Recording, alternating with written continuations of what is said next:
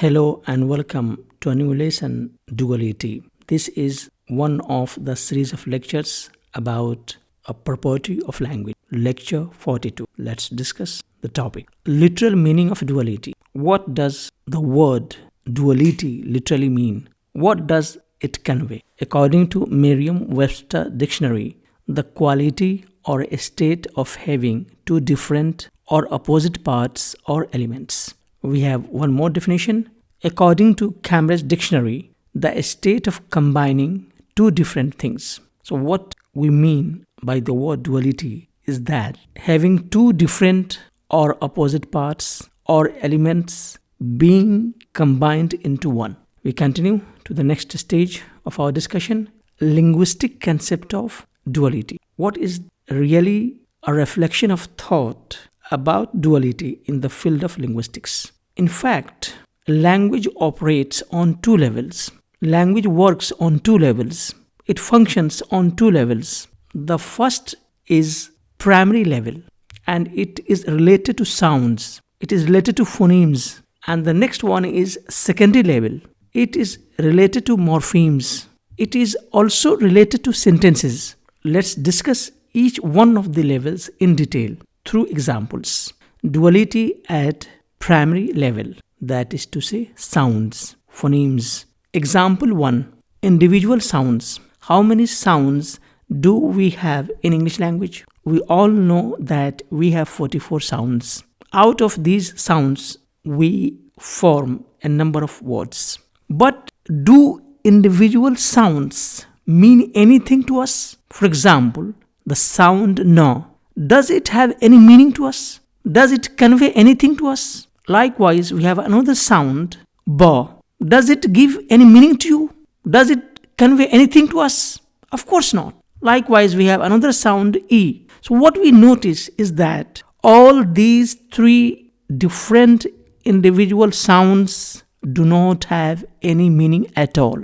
But when we combine them into a form, into a system, into a pattern, we have a new word, nib.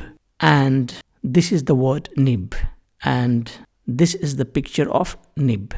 So what we notice here is that at one level we have individual sounds, different individual sounds, which do not give us any meaning. But at another level we have the combination of sounds into a system and it gives us meaning. So language works here at two levels. Individual sounds having no combination do not give any meaning, but they do contribute in the formation of meaningful combination of sound, translating into a word.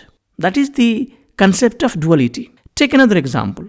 Example number 2. As I told, individual sounds like ba, it does not have any meaning. It does not give any sense to us. O, it does not give any meaning to us. Ka, it does not give any sense to us. So this is one level. But when we combine them into a form, we have a word, book. And this is another level. And this is what we call duality of sounds. And we have the English word, book. And this is the picture of the book. So what we come to know is that a primary level of individual distinct sound does not have meaning on its own. But when we combine individual sounds in a systematic way, it creates meaningful words. It creates a message for us. This is basically the idea of duality at the level of sounds. Now, we move on to the next level. Duality at secondary level, at the level of morphemes. How? Let's see. We have example number 1. Individual morphemes like un. It doesn't give you a complete meaning. Some sort of meaning might be conveyed, but that's not all. Likewise, ness.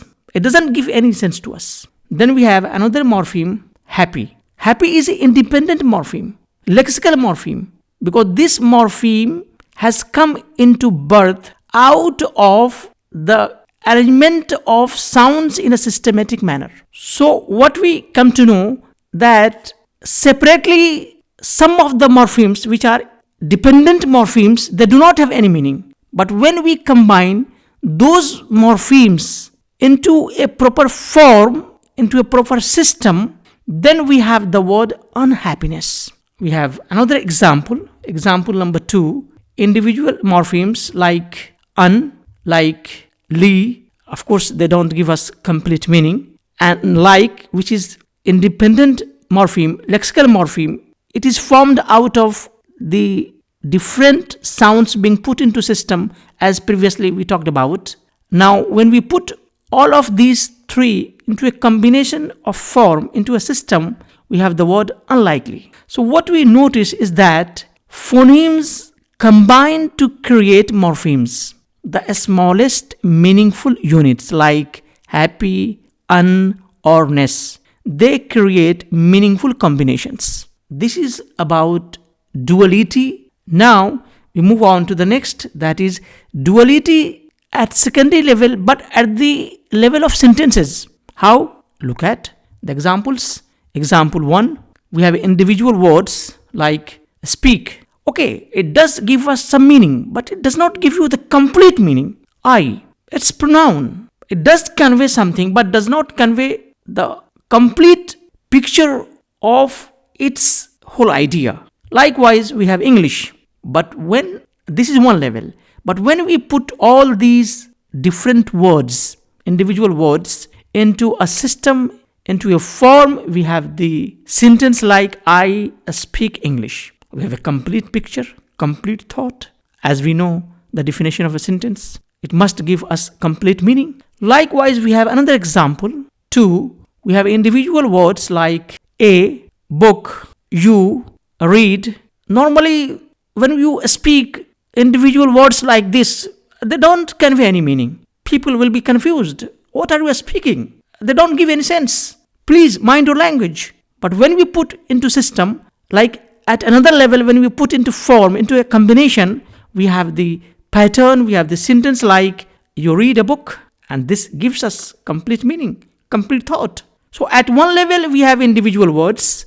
Normally, we don't use them because they don't mean anything. At another level, we form into a combination, we form into a pattern, and they give us meaning, complete thought. So what we come to the point is that individual morphemes are then structured into words, words are structured into phrases, and sentences using grammatical rules. In this way, they create meaningful combinations to convey meaning or message. We continue our discussion about duality. Points to remember. So at one level, we have distinct sounds, and at another level, we have distinct meanings when we form into a combination, into a pattern.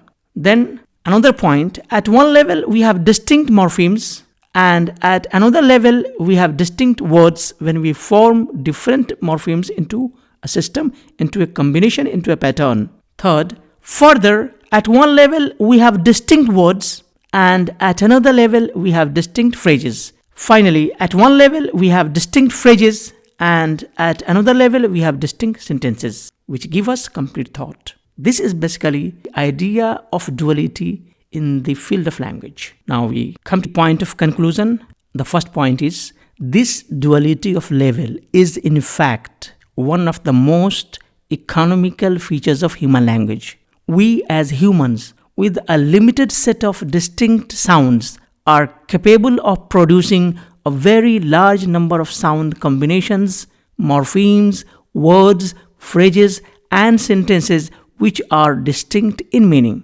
This principle of duality as a property of language allows for immense flexibility and expressiveness in language. We continue. It's considered a fundamental characteristic that distinguishes human language from many forms of animal communication. It is a very efficient system. And the last point in this direction is Charles F. Hockett is credited with popularizing this concept. Hope you understand the idea. Thank you and goodbye.